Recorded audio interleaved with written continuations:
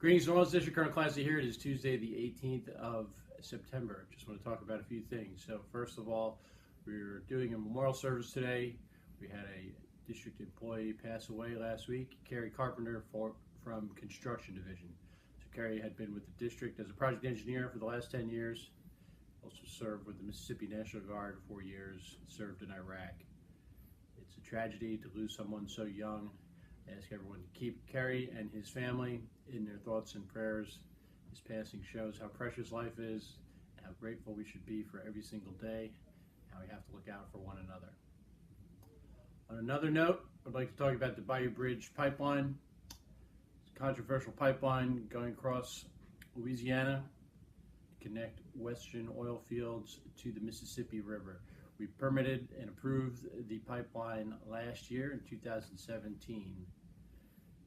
I want to assure everybody who's not involved with the regulatory process, who hears about controversial core contracts, that when we're doing permits, we're neither for nor against any project that is before us with the permit application.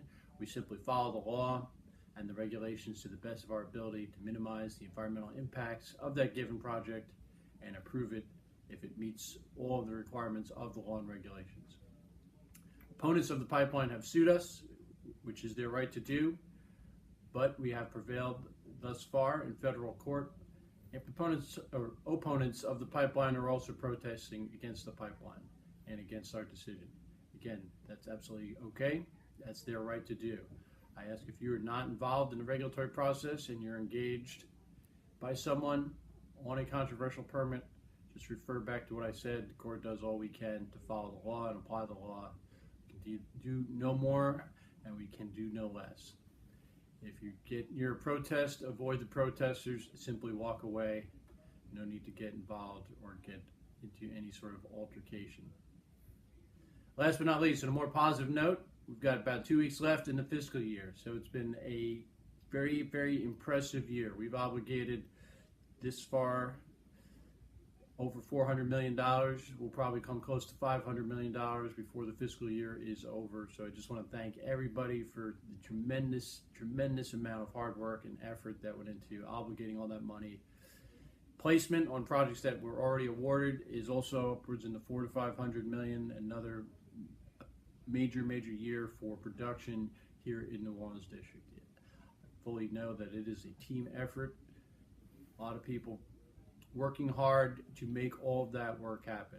I ask everyone to comply with the instructions from Resource Management, all their fiscal year end closeout as we start closing down the books and closing down systems to get reset for the next fiscal year.